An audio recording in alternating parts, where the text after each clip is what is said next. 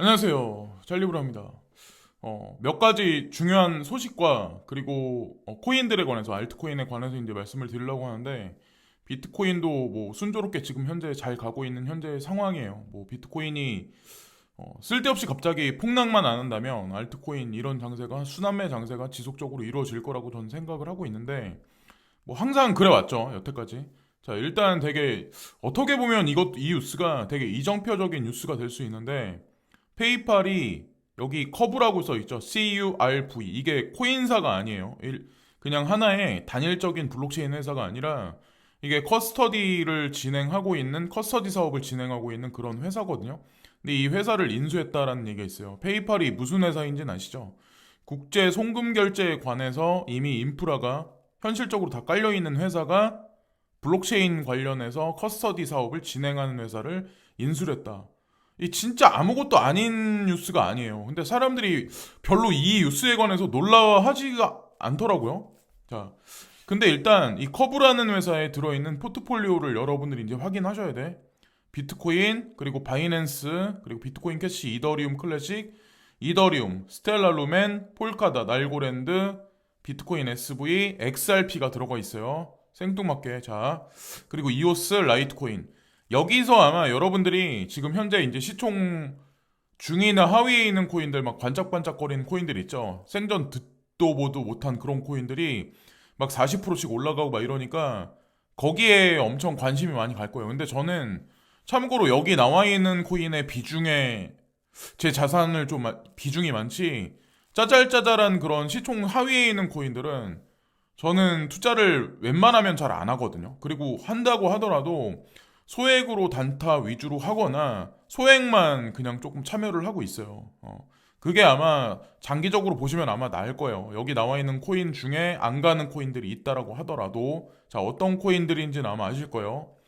자, 그리고 이제 중요한 거는 여기 보시면은 ERC20까지 해가지고 200여 개 정도 되는 코인들이 다 커브에서 커스터디 서비스를 지금 진행하고 있는 거거든요. 어쨌건 이거를 한번 유심히 한번 관찰해 보시면 될 거라고 저는 생각을 하고 브래드 갈링하우스가 제가 오늘 새벽에 이제 조사를 하다가 생뚱맞은 얘기를 갑자기 이제 하거든요. 여기 보면 단 프리맥이라는 분한테 이분이 뭐라고 얘기를 하냐면 당신이 적절하게 말했듯이 암호화 산업은 이제 리플의 이익이 되든 아니든 미국 규제 프레임워크를 받을 자격이 있을 만큼 충분히 크고 오래되었습니다. 이 소송의 결과는 미국이 리플 및 XRP뿐만 아니라 미래 암호화 혁신을 다루는 방법을 정의합니다. 실제로 이분이 브래드 갈링하우스가 이렇게 얘기를 한다는 자체가 사실은 뭐 XRP 소송에 국한된 얘기가 아니에요. 여기 나와 있는 문장 같이. 저는 이게 이정표가 될 거라고 생각을 하거든요. 증권이냐, 증권이 아니냐. 그럼 증권이면 어떻게 처리가 될 거냐.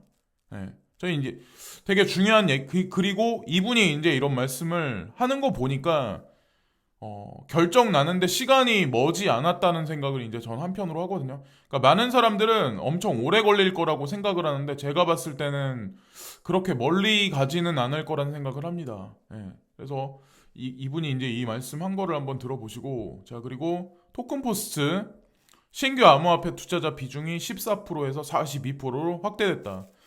그러니까 신규 투자자들이 많이 늘어났다는 얘기죠. 이게 한국에 국한된 갤럽 조사는 아니거든요. 보유 기간은 12개월 미만이다. 대부분의 이제 신규 투자자들은 오랫동안 장투를 안 한다는 얘기죠. 근데 그 이유가 있어요. 비트코인에 대한 투자 관심이 높아지면서 암호화폐 투자 경험이 없는 신규 투자자 비중이 늘고 있는 것으로 나타났다. 이들은 투자를 지속할 수 있는 확신이나 자산이 부족한 위켄드, 거래자로 심각한 가격 조정이 발생할 경우 보유분을 매도할 가능성이 크다. 우리가 보통 두 가지로 나누거든요.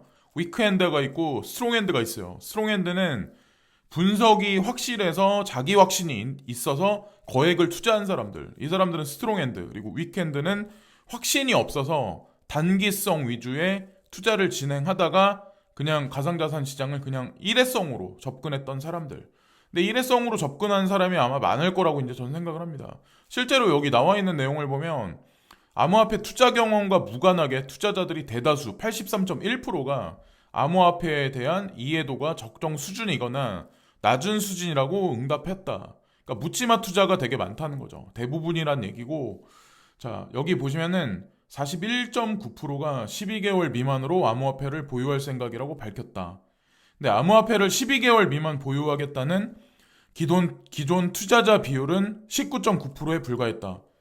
암호화폐를 2년 이상 보유하겠다고 답한 기존 투자자는 59%, 신규 투자자는 30.7%다. 기존 투자자는 좀 오랫동안 보유하는 경향이 되게 많은 것 같아요. 저도 참고로 이제 그렇게 지금 하고 있고. 그리고 오늘은 좀 XRP에 관한 얘기가 되게 많거든요. 보시면 코인텔레그래프 이 뉴스가 나왔는데 CBDC 호스팅, 비트코인, 이더리움 또는 XRP 중 하나만 할 수 있다고 보고서는 말하고 있습니다. 자, 여기서 이제 세 가지 코인이 나왔는데 CPA 오스트레일리아라고 여기 나와 있는데 CPA가 공인 회계사거든요. 보통 우리가 얘기를 할 때.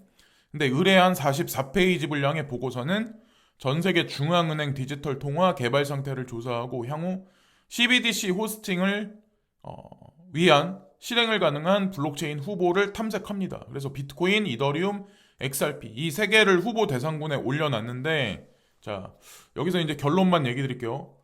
이 보고서에서 이제 결론 지어서 얘기한 건 프랑스의 중앙은행이 방케 대 프랑스가 이미 유럽 전역에 CBDC를 호스팅할 수 있는 플랫폼으로 리플을 탐색하는데 관심을 표명했다고 지적합니다. 자, 과연 왜 비트코인하고 이더리움은 왜 빠졌을까요? CBDC 파일럿 테스트 한다는 얘기가 그 뉴스가 제가 지난주인가 2주 전인가 아마 보고 저도 이제 채널에서 말씀을 드린 걸로 알고 있는데 이런 보고서가 근거 없이 나오는 건 분명히 아니거든요. 자, 이게 투자 가치 없다라고 보시는 분들도 있는데 글쎄요. 결론 나서 가격이 올라가면 대중들은 그때서야 이제 투자를 하기 시작할 거라고 이제 저는 생각을 하거든요. 특히나 이제 신규 투자자분들은 멋 모르고 사기 시작을 하는데 확실한 분석이나 뭐 여러 가지 어떤 배경되는 지식이 없으면 저는 투자를 지양해야 된다라고 생각합니다. 지양이 아니라. 자, 어쨌건 그리고 디지털 커런시 그룹에서 메타버스 게임의 시작, 사용자 소유 카지노, 디센트럴랜드 게임 이미 처리되었다. 그래서 게임 볼륨이 3천만에서 1억 5천만까지 2021년에는 늘어날 거다. 뭐 이런 얘기가 있어요. 그래서 아타리 뭐 2021년과 해가지고 카지노를 이거를 메타버스 상으로 구축을 할 건데 메타버스가 뭐냐면 VR이 있고 그리고 AR이 있거든요. 지금 보면 우리가 그냥 이런 유튜브를 사용하는 게 있고 유튜브가 더 진보하면 전 어느 순간에 이게 VR 속으로 들어갈 거라고 생각하고 저도 이제 사실 그 그림을 보고 저도 이제 움직이고 있는 거고 지금 아마 제가 이런 말씀드리면 무슨 말 같지도 않은 소리야 막 이렇게 말씀하실 분이 있을 거예요. 근데 나중에 이제 향후 시간이 흘러가면 아마 쌍방향으로 아마 돌아가기 시작을 할 거예요. 유튜브 채널 자체도. 그러니까 뭐 댓글 자체를 뭐 서로 주고받는 게 아니라 음성으로 한다거나 이렇게까지 아마 향후 진보하지 않을까라는 생각을 합니다. 그게 아마 결정판이 메타버스가 될 거예요. VR을 넘어서 현실 AR하고 같이 해가지고.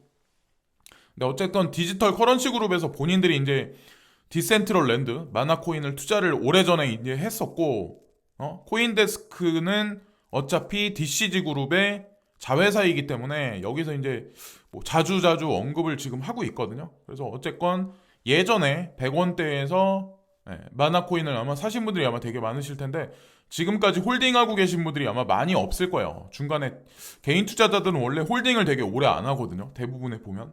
그래서 어쨌건 이득 나신 분들은 축하를 드리고 마지막으로 제가 말씀드릴 거는 베이직 어텐션 토큰에 관해서 눈에 띄어서 제가 말씀드리려고 하는데 예전에 한번 광폭 행보를 해서 1,000원 위까지 한번 쏜 적이 있을 거예요. 그래서 지금 현재 가격이 790원대? 790 몇 원 정도 되는데 이거를 매수가를 보시면은 매수가를 785원에서 780원 정도 잡으시고 좀 기다려 보시면 좋지 않을까라고 저는 생각합니다. 비트코인이 쓸데없는 짓만 안 한다. 예를 들어서 폭락 장세만 연출하지 않는다면 베이직 어텐션 토큰도 한번 움직일 가능성이 전 높다라고 생각하거든요. 그래서 어저께는 제가 영상을 저녁에 만들까 말까 하다가 그냥 테조스가 눈에 띄어가지고 말씀을 드렸는데 제가 커뮤니티 사이트에 글을 올릴 당시 바로 매수하셨던 분들은 아마 지금도 아마 이득일 거예요. 근데 제가 그렇게 말씀드렸던 이유는 한 6,000원? 지금 아마 5,000원 선에서 왔다 갔다 할 텐데 추격 매수는 하지 마시고 6,000원 선까지도 한 며칠간에 한번 기다려 보시면 어떨까라고 저는 이제 개인적으로 생각합니다. 이게 제가 말씀드린다고 해서 그게 100% 맞아 떨어지진 않을 거예요. 근데 어쨌건 비트코인만 스테이블하게 어느 정도 박스권 형성만 유지된다면 나쁘지 않게 될 거라 생각합니다. 베이직 어텐션 토큰도 가지고 계신 분들 같은 경우는 익절하실 구간이 분명히 오지 않을까라고 생각을 합니다. 그걸 또 말씀드리고 마지막으로 자 여기 금 가격이 나와 있는데 금이 나와 있는데 여기 보시면은 이게 1월 달부터 지금까지거든요. 지금까지. 근데 1월 달에 1950달러를 찍고 지금까지 하라 그랬어요. 지금까지. 그래서 거의 뭐 1700달러 밑으로 하회해서 떨어졌거든요. 오늘 아침엔 좀 많이 떨어졌더라고요. 과연 이게 정상일까요? 지금과 같은 인플레이션 시대에 원래는 금이라는 존재가 해칭 수단으로서 자리를 잡아야 되거든요. 근데 비트코인 가격은 올라가고 있고 금 가격은 올라가지 못하고 있고 과연 진실이 무엇일까요? 어떤 게 진실일까요? 가격이 올라가는 걸 쫓아가는 게 그게 진실이에요. 저는 지금도 사실 늦었다고 생각 안 합니다. 금 추종하시는 분들 같은 경우는 제가 이제 예전부터 그런 말씀을 드리면 싫어하더라고요. 제가 그런 말씀 드렸죠. 2016년도, 그러니까 2015년도 말에 금은 카페에서 제가 쫓겨났어요. 방장한테. 제가 비트코인 뭐 이런 거에 관해서 탄생했기 때문에 금은 가격이 안 올라가고 있는데 좀 예의주시해서 봐야 된다. 제가 그런 칼럼을 되게 오랫동안 썼었거든요. 근데 되게 싫어하더라고요. 자, 여기 보면 UBMI, 비트코인 포함해서 인덱스 지수 1.53, UBAI, 알트코인 위주의 인덱스 지수. 현재 알트코인 위주로 다시 한번 이제 편향돼서 움직이기 시작하는데 어떻게 될지, 그리고 영원히 올라가는 거 없고 영원히 내려가는 거 없거든요. 그래서 광폭 횡보를 하고 있는 20%, 30%씩 올라가고 있는 그런 코인들을 추격 매수하시기보다는 안 올라가고 있는 코인들 있잖아요. 그런 쪽에 좀 관심을 조금 더 이제 가져보시면 어떨까라고 이제 생각을 합니다. 지금까지 찰리 브라운이었고요. 이따가 또 다른 영상에서 다시 한번 찾아뵙겠습니다. 감사합니다.